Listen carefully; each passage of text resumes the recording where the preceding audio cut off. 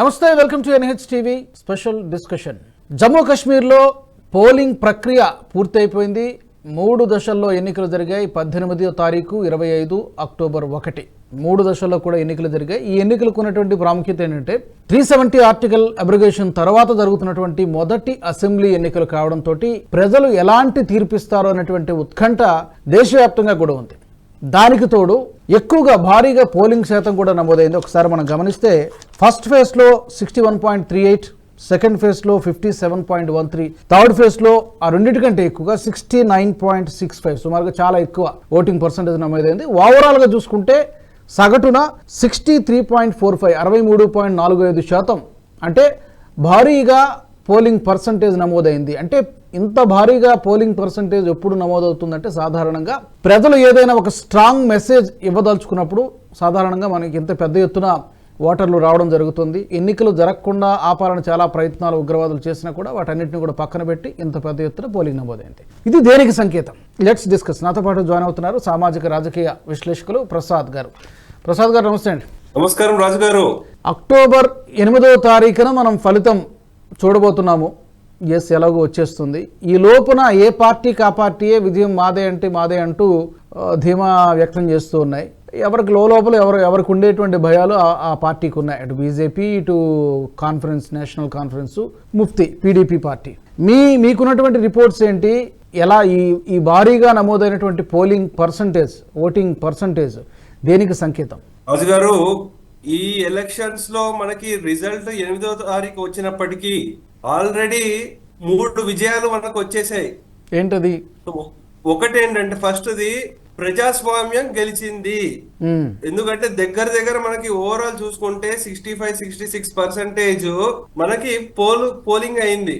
అంటే మామూలు అన్ని రాష్ట్రాల్లో ఎలా అయితే జరుగుతుందో అలా జరుగుతుంది అనమాట. అంటే ఇది ప్రజలకి ఇది ఫస్ట్ విక్టరీ. అవును. సెకండ్ ఏంటంటే ఎలక్షన్ కమిషన్ కి ఎంతో అసలు పకడ్బందీగా చేశారు. చాలా మంది భయపడ్డారు అనమాట. 3 ఫేజ్లో ఉన్నాయి, చాలా వైలెన్స్ జరుగుతుందేమో, మీరు తప్పు చేశారు, అలా చేశారు అన్ని కమెంట్స్ వచ్చాయి. సో అయినప్పటికీ వారికి కూడా ఒక విజయమే. మూడోది మన లా అండ్ ఆర్డర్ సిచ్యువేషన్. అంటే మనం చూసుకుంటే ఒక ఎలక్షన్ కంటే ముందు చాలా అటాక్లు అవన్నీ జరిగాయి, అవన్నీ తగ్గిపోయాయి అనమాట. సో అందు గురించి ఆల్రెడీ మనకి 3 విజయాలు వచ్చేసాయి ఆల్రెడీ. కరెక్ట్. సరే, ఇప్పుడు మనం రాజకీయంగా చూసుకుంటే ఎలా జరిగింది, ఏం జరిగింది, ఏమేం అంశాల మీద జరిగింది అని చూసుకుంటే, మొదటిగా యాక్చువల్ చెప్పాలంటే లీడ్ పొజిషన్ లో ఉండేది నేషనల్ కాన్ఫరెన్స్ కాంగ్రెస్ కాంబినేషన్ అండి. సో దీంట్లో వచ్చేసరికి వాళ్ళేంటి, కాంగ్రెస్ ఏమో బీజేపీకి అగేన్స్ట్ గా వాళ్ళు ఇలా చేశారు, మనకు ఉద్యోగాలు లేదు, అందరు కలుపుకుని తీసుకెళ్ళలేదు, అదొకటి. అంటే కాంగ్రెస్ కోర్ స్ట్రెంగ్త్ వచ్చేసరికి మనకు జమ్మూ ప్రాంతంలో, నేషనల్ కాన్ఫరెన్స్ కి వచ్చేసరికి కాశ్మీర్ ప్రాంతంలో వాళ్ళేంటి మళ్ళీ 370 ఆర్టికల్ ని తీసుకొస్తాము, మళ్ళీ ఇటువంటివన్నీ వాళ్ళు మొదలు పెట్టారు అనమాట. సో ఇంకొకటి మనకి పీడీపీ ఉంది పార్టీ, వాళ్ళేంటి ఇంకా మతాన్ని ఇంకా పూర్తిగా తీసుకొచ్చి అక్కడ హిజ్బుల్లా అతన్ని ఇజ్రాయెల్ వాళ్ళు హతమారుస్తే వీళ్ళు ఇక్కడ ఏదో ఆవిడ క్యాంపెయినింగ్ కూడా మానేసి సంఘీభావంతో పెద్ద ర్యాలీ తీశారు. ఎమోషనల్ టచ్ ఇచ్చే ప్రయత్నం చేశారు. ఎమోషనల్ గా ప్రజల్ని తన వైపు తిప్పుకునే ప్రయత్నం చేశారు. వారి ప్రయత్నం వారు చేశారు. బీజేపీ ఎక్కువ ఫోకస్ చేసింది జమ్మూ ప్రాంతంలో, అలాగే కొన్ని కాశ్మీర్ ప్రాంతంలో ఎక్కడైతే కాశ్మీరీ పండిట్స్ తిరిగి వచ్చారో లేకపోతే ఎక్కడైతే కొంతమందికి ఓట్లు వేసే హక్కు ఇచ్చారో అటువంటి కాన్స్టిట్యుయెన్సీస్ మీద ఫోకస్ చేసింది. సో అందుగురించి బీజేపీ ఏంటి, మేము ఇంత డెవలప్మెంట్ చేశాము, అంత శాంతియుతంగా ఉంది, ఎకానమీ డెవలప్ అవుతోంది, టూరిజం పెరుగుతోంది, ప్రజలు ఇవన్నీ చూస్తున్నారు, ఇంత శాంతియుతంగా ఎప్పుడు లేదు కాశ్మీరు, అందుగురించి వారు మాకు ఓట్లు వేస్తారు అని వాళ్ళు ఒక నమ్మకం. కానీ మొత్తం ప్రక్రియలో చూసుకుంటే ఇప్పుడు కూడా శ్రీనగర్ లో కొన్ని ప్రాంతాల్లో చాలా తక్కువ ఓటు శాతం నమోదైంది అనమాట. అంటే గతంతో పోలిస్తే ఎక్కువే, అయినప్పటికీ 30-35% కొన్ని ప్రాంతాలు, కొన్ని అసెంబ్లీ సెగ్మెంట్లు అయితే ఉన్నాయన్నమాట. సో దీంతో అయితే చాలా మటుకు నేషనల్ కాన్ఫరెన్స్ కాంగ్రెస్ వచ్చే అంటే చాలా వేఫర్ థిన్ మెజారిటీతో వచ్చే అవకాశం ఉంటుంది. లేదు బీజేపీ చాలా గట్టిగా పర్ఫామ్ చేసింది జమ్మూ ప్రాంతంలో అనుకుంటే హంగ్ అసెంబ్లీ అయ్యే అవకాశాలు చాలా ఉన్నాయి, పుష్కలంగా ఉన్నాయి. మీరన్న అంటే రెండు పాసిబిలిటీస్ చెప్పారు. ఒకటి నేషనల్ కాన్ఫరెన్స్ కి కాస్త బెటర్ ఛాన్సెస్ ఉండొచ్చేమో. నేషనల్ కాన్ఫరెన్స్ కాంగ్రెస్ పొత్తులో ఉన్నాయి కాబట్టి కాంగ్రెస్ పార్టీ ఏదో తోక పార్టీ లాగానే చూడాలి అక్కడ ఎందుకంటే వాళ్ళకేం పెద్ద స్టేక్ లేదు, కాకపోతే బీజేపీకి అగెయిన్స్ట్గా ఉండాలి కాబట్టి వాళ్ళతో పొత్తులు కట్టారు. రెండో పాసిబిలిటీ, ఒకవేళ జమ్మూలో బీజేపీకి ఎక్కువ సీట్లు వస్తే కనుక హంగ్ రావచ్చని చెప్తున్నారు. అంటే ఏ ఫ్యాక్టర్స్ని బేస్ చేసుకొని చెప్తున్నారు? నేషనల్ కాన్ఫరెన్స్ని ప్రజలు నమ్మడానికి కేవలం రిలీజియస్ యాంగిల్ మాత్రమే ఉంటుందా, లేకపోతే ఇంకేమైనా ఉంటుందా? దేన్ని చూసి ఓట్లేసి ఉంటారని మీరు అనుకుంటున్నారు? అంటే మనం కొన్ని వీడియోస్ అవన్నీ చూస్తుంటే కాశ్మీర్ నుంచి ఏమొస్తుందంటే ఎలాగైనా మేము బీజేపీని ఓడించాలి అని ఉంది. గులాం నబీ ఆజాద్, కొంతమంది ఇండిపెండెంట్ లో చాలా స్ట్రాంగ్ గా పర్ఫార్మెన్స్ ఉంటుందని అనుకున్న వాళ్ళు అంత స్ట్రాంగ్ గా లేరు. పీడిపి అంత స్ట్రాంగ్ గా ఏం కంటెస్ట్ చేసినట్లు లేదు. అందు గురించే కొంచెం మతాన్ని రెచ్చగొట్టి ఓట్లు తెచ్చుకుందాం ప్రయత్నం చేసింది. మరి బీజేపీకి ఇంకా వ్యతిరేకంగా ఎవరు ఉంటారు? నేషనల్ కాన్ఫరెన్స్ కాంగ్రెస్ కాంబినేషనే. అక్కడ కొన్ని ఇండిపెండెంట్లు లేకపోతే ఇంజనీర్ రషీద్ వీళ్ళు కంటెస్ట్ చేసిన సీట్లు కొన్ని మాత్రమే అన్నమాట, లిమిటెడ్ ఏరియాస్. అందు గురించి కానీ ఇక్కడ చూసుకోవాల్సింది ఏంటంటే కొన్ని మనకి రిజర్వ్డ్ సీట్స్ ఉన్నాయి. ఎస్సీ ఎస్టీలకు రిజర్వ్డ్ సీట్స్ 16 ఉన్నాయి. వాళ్ళు మరి నిజంగా మొత్తం బీజేపీకి వేస్తారా అన్నది ఇంకొకటి ప్రశ్నార్థకంగా ఉంది. సో దాంతో పాటు కొంతమందికి ఫస్ట్ టైం ఓట్ వేసే హక్కు ఇచ్చారనమాట. వాళ్ళు ఒక 10-12 సీట్లు వాళ్ళు డిసైడ్ చేయగలుగుతున్నారు. అంటే మనకి ఇండిపెండెన్స్ వచ్చినప్పటి నుంచి ఇప్పటి వరకు వాళ్ళకి అసలు ఎప్పుడు ఇవ్వలేదన్నమాట. అటువంటిది సీట్లు వాళ్ళకి ఒక 10 సీట్లు డిసైడ్ చేశారు. అంటే ముఖ్యంగా ముగ్గురు అండి. ఒకళ్ళు ఏంటంటే వెస్ట్ పాకిస్తాన్ రెఫ్యూజీస్ అంటారు అనమాట. అంటే మనకి అప్పుడు పార్టిషన్ జరిగినప్పుడు మనకి కొంతమంది అక్కడ రెఫ్యూజీస్ ఎవరైతే వచ్చి సెటిల్ అయిపోయారు జమ్మూ అండ్ కాశ్మీర్ లో, అసలు వాళ్ళకి ఇప్పటివరకు అసలు సిటిజన్షిప్ ఇవ్వలేదు, ఏమి ఇవ్వలేదు అనమాట.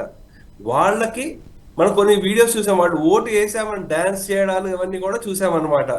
సో వాళ్ళు 50 సంవత్సరాలు అయిపోయింది, 60 అయింది, 70 అయింది, అయినా వాళ్ళకి ఓటు హక్కు ఇవ్వలేదు. కానీ ఈ ఆర్టికల్ 370, 35A తీసేసిన తర్వాత వాళ్ళు ఓటు హక్కు నమోదించుకున్నారు.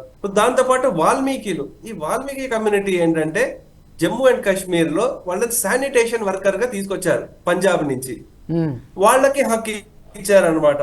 ఇప్పటి వరకు అంటే ఈ 60 సంవత్సరాలు అసలు ఎప్పుడూ ఓటేయలేదు వాళ్ళు. అంటే అసలు వాళ్ళని ఒక మనుషులుగానే పరిగణించలేదు.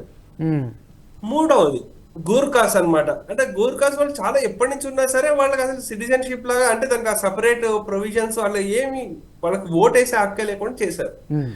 ఇది ఇంకొక ఫ్యాక్టర్ అవుతుంది. సో అందు గురించి ఏంటంటే మనకి ముఖ్యంగా ఈ ఫ్యాక్టర్లను చూసుకుని ఇది ఎటు వెళ్తుందో ఎవరికి తెలియదు అనమాట. అందరు ఎవరికి మేము గెలుస్తామని ధైర్యంగా చెప్తున్నారు. బీజేపీ పరంగా బలమైన నాయకులు, అంటే అక్కడ వాస్తవాలు ఎవరైతే తెలిసిన వాళ్ళు ఉన్నారో, రామ్ మాధవ్ గారు చాలా పనిచేశారు అక్కడ. ఇమీడియట్ హుటాహుటిన ఆర్ఎస్ఎస్ వారికి ఒక బాధ్యత ఉంది, దాని నుంచి హుటాహుటిగా మళ్ళీ దీంట్లో వచ్చారు. కిషన్ రెడ్డి గారు ఎవరైతే కాశ్మీరీ పండిట్లని మళ్ళీ వాళ్ళకి పునరావాసం కలిగించడానికి చాలా పనిచేశారో వారిని కూడా ఇక్కడ స్పెషల్ ఇన్ఛార్జ్ గా నియమించారనమాట. బీజేపీ అన్ని ఎఫర్ట్స్ చేసింది. ఎఫర్ట్స్ అయితే అన్ని పార్టీలు పెట్టాయండి, కాంగ్రెస్ తప్ప. ఎందుకంటే డైరెక్ట్ ప్రత్యక్షంగా ఉమర్ అబ్దుల్లా గారే అన్నారు, అసలు కాంగ్రెస్ వాళ్ళు కాశ్మీర్ లో ఏం చేస్తున్నారు, వాళ్ళు వెళ్ళి జమ్మూలో వాళ్ళు ఎక్కువ క్యాంపెయినింగ్ చేసి ఉంటారని ఉమర్ అబ్దుల్లానే చెప్పారనమాట. సో ఆ స్టేట్మెంట్ కొంచెం జాగ్రత్తగా పరిశీలించాలి. అంటే ఇప్పుడు నిజంగా కాంగ్రెస్ కి అసలు ఎక్కువ సీట్లు రాకుండా అయితే ఎన్సీ బీజేపీ కలిస్తే అలయన్స్ ఫామ్ అవుతుంది అనుకుంటే ఏమైనా చేయగలుగుతారా? అటువంటి పాసిబిలిటీస్ కూడా ఉన్నాయన్నమాట. ఎన్సీ బీజేపీనా కలిసే అవకాశం ఉందంటారా? అలాంటి పాసిబిలిటీ ఉంటుందా? ఎందుకంటే సైద్ధాంతికంగా అఫ్కోర్స్ గతంలో పీడీపీతో మరి పొత్తు పెట్టుకున్నప్పుడు కూడా ఇలాంటివి వచ్చాయి కాబట్టి ఏదో ఒక పాసిబిలిటీ ఉంటే ఉండొచ్చు అంటారు. సార్ మీరు చూసుకుంటే వాజ్పేయి గారి హయాంలో ఒకప్పుడు ఎన్డీఏలో ఉండేది నేషనల్ కాన్ఫరెన్స్. సో అందు గురించి రాజకీయాల్లో ఏదైనా సాధ్యమే, ఇంపాసిబుల్. ఎస్. సో జరగచ్చు. Numbers matter. Yes of course number matter. So number అన్నారు కాబట్టి జమ్మూలో 43 ఉన్నాయి, కాశ్మీర్లో 47 ఉన్నాయి. బీజేపీకి అందరూ చెప్పేది, జనరల్గా చెప్పేది జమ్మూలోనే ఎక్కువ పట్టు ఉంటుంది, ఎక్కువగా కాశ్మీర్లో అంత ఎక్కువ పట్టు లేదేమో అని చెప్తుంటారు. బట్ ఇప్పుడు ఏమైనా పరిస్థితిలో మార్పు వచ్చిందో తెలియదు, రిజల్ట్ వస్తున్న తర్వాత కానీ మనం మాట్లాడలేము. ఈ 43 జమ్మూలో బీజేపీకి ఏ మేర గెలుచుకోవచ్చు అంటారు? సార్ బీజేపీకి 43లో వాళ్ళు 30-35 దాటితే కంపల్సరీ గవర్నమెంట్ ఫార్మ్ చేసేస్తారు వాళ్ళు. No doubt about it. Only జమ్మూలో మొత్తం మీద. సో ఇంకోటి మనకి ఎక్కడో ఒక భయం కూడా ఉంది, వీళ్ళు బీజేపీ గెలవకుండా వాళ్ళు గెలిస్తే మళ్ళీ వాళ్ళు వేర్పాటు వాదం ఇవన్నీ అంటారా అంటే ఇప్పుడు అంత కూడా ఉండదు. ఎందుకంటే ఇది ఇప్పుడు యూనియన్ టెరిటరీ కాబట్టి ఎక్కువ కంట్రోల్ గవర్నర్ గారి దగ్గరే ఉంటుంది. సరే ఏంటంటే పీపుల్ రిప్రజెంటేషన్ ఉండాలి, ప్రతి ఒక్కటి గవర్నర్ దగ్గరికి వెళ్ళలేరు. వాళ్ళకు కూడా ఓటర్లకు కూడా మేము వచ్చి వేసాము ఓటు, మాకు కావాల్సిన నాయకులు మేము ఎన్నుకున్నాము. ఇంటర్నేషనల్లీ కూడా చూసుకుంటే ఏంటంటే ఇంటర్నేషనల్లీ చూసుకోవాలి, ఇంకా సుప్రీం కోర్టు కూడా మనకి ఏంటంటే 30th సెప్టెంబర్ లోపల మనం చెయ్యాలి అని ఒక తీర్పు ఇచ్చారు. కాబట్టి ఇవన్నీ ఫ్యాక్టర్స్ ఏంటంటే అతి ముఖ్యంగా అంటే మనకి ఇంటర్నేషనల్ డిప్లొమాట్స్ కూడా వచ్చారు మనకి ఇది జరుగుతున్నప్పుడు ఇక్కడ. సో అందు గురించి ఇవన్నిటికి కూడా ముందు చెప్పేది ఏంటంటే 3 విజయాలు ఆల్రెడీ వచ్చేసాయి మనకి. ఇంటర్నేషనల్లీ ఎవ్వరు కాశ్మీర్ గురించి మాట్లాడట్లేదు ఇప్పుడు. ఈవెన్ టర్కీ కూడా మన UN లో జరిగినప్పుడు వాళ్ళు ఏ ఒక్క స్టేట్మెంట్ ఇవ్వలేదు కాశ్మీర్ గురించి, పాకిస్తాన్ ఏకాకిం చేశారనమాట. సో అది మనకు ఇంకొక విజయము. సో రాజకీయాలన్నా ఎవరైనా గెలవచ్చు ఓడచ్చు, ఎందుకంటే నెంబర్స్ మ్యాటర్స్. అక్కడ ప్రజలు ఏదో తీర్పిస్తే అవి ప్రతి పార్టీ శిరస వహించాల్సిందే. ఓకే, అయితే ఇక్కడ మీరు అన్నట్టుగా చిన్న చిన్న పార్టీలు లైక్ ఇప్పుడు ఇంజనీర్ రషీద్ కూడా ఒక పార్టీ ఉంది రైట్. లాస్ట్ ఎలక్షన్లో అతను ఇండిపెండెంట్గా గెలిచినట్టున్నాడు, ఇండిపెండెంట్గా పోటీ చేసి గెలిచాడు ఎంపీ ఎలక్షన్లో. అతను కూడా ఈ ఎన్నికల్లో కొంత పోటీ చేసినట్టు, గులాం నబీ ఆజాద్ పార్టీ కూడా కొన్ని స్థానాల్లో పోటీ చేసినట్టుగా ఉంది. ఈ 2 పార్టీలు కావచ్చు, ఇలాంటి చిన్న చిన్న పార్టీలు ఇండిపెండెంట్లు, వీళ్ళ తాలూకా ప్రభావం ఏమైనా ఉండొచ్చా? ఉంటే ఎలా ఉండొచ్చు ఒకవేళ హంగ్ లాంటి పరిస్థితి వస్తే? అంటే ఇప్పుడు ఎలా ఉంటుందంటే అండి, ఇప్పుడు మనకి 90 సీట్లకి జరిగాయండి, దాంట్లో 90 అంటే 46 సీట్లు ఎవరికైతే ఏ కూటమికి వస్తుందో వాళ్ళు గవర్నమెంట్ ఇది ఫామ్ చేస్తారు. ఒకవేళ నేషనల్ కాన్ఫరెన్స్ కి 30-35 వచ్చాయి, కాంగ్రెస్ కి ఒక 4-5 వచ్చాయి అనుకోండి, మిగతా ఇండిపెండెంట్లు చాలా క్రిటికల్ అవుతారు. అలా కాకుండా నేషనల్ కాన్ఫరెన్స్ కి 30, కాంగ్రెస్ కి 1-2 వచ్చాయి, బీజేపీకి ఒక 35 వచ్చాయి. అప్పుడు బీజేపీ ఇతర గవర్నమెంట్ ఎవరు ఫామ్ చేసినా అది ఎప్పుడు అన్స్టేబుల్ గానే ఉంటుంది అనమాట. సో ఆ స్టెబిలిటీ అయితే ఉండదు. ఇంకోటి ఇదివరకు జరిగిన కాశ్మీర్ ఎలక్షన్స్ లో అయితే 6 ఏళ్ళు, ఇది 5 ఏళ్లకి టర్మ్. మనకి పర్మిటేషన్స్ అండ్ కాంబినేషన్స్ చాలా జరగచ్చు, రిజల్ట్ ఎలా వస్తుందో. ఎందుకంటే అసలు ఆల్రెడీ కంప్లీట్ డయాగ్నల్ షిఫ్ట్ అయింది అనమాట ఇప్పుడు అక్కడ. అంటే మీరు డెమోగ్రఫిక్సే కానివ్వండి, రిజర్వేషన్లే కానివ్వండి, ఓటర్ పార్టిసిపేషనే కానివ్వండి, ఇంటర్నేషనల్ పర్సెప్షన్సే కానివ్వండి, చాలా చేంజ్ అయింది. సో అందు గురించి ఎవ్వరు డైరెక్ట్ గా ప్రెడిక్ట్ చేయలేరు. కానీ మనకు తెలిసిన traditional based on the Lok Sabha elections చూసుకుంటే బీజేపీ జమ్మూలో బాగా పర్ఫామ్ చేయాలి వాళ్ళు. అలాగే కాశ్మీర్ లో వచ్చేసరికి నేషనల్ ఇప్పుడు కొంతమంది ఇండిపెండెంట్ బీజేపీ పెట్టింది, ఎందుకంటే వీళ్ళని వీకెండ్ చేద్దామని అని అంటున్నారు. అది ఎంతవరకు వాస్తవమో మనం కూడా చూడాలన్నమాట. బీజేపీ ఇండిపెండెంట్ పెట్టిందా? ఎవరిని వీకెండ్ చేయడం అంటే బీజేపీ అన్ని సీట్లు కంటెస్ట్ చేయలేదు కాశ్మీర్ లో. అవును. సో కొంత అంటే మాకు ఎక్కడ స్ట్రెంత్ ఉందో అక్కడే ఫోకస్ చేస్తాం. అంటే ఇండైరెక్ట్ గా ఆ ఇండిపెండెంట్లు కానివ్వండి, మిగతా వాళ్ళకి వాళ్ళు ఏదో అది ప్రచారం చేస్తున్నారు వేరే పార్టీలు, అంతే కదా. అది ప్రచారం చేశారో నిజంగా అయిందో మనకు తెలియదు అక్కడ. సో అక్కడ కూడా మరి ఏమన్నా మరి అవ్వచ్చేమో.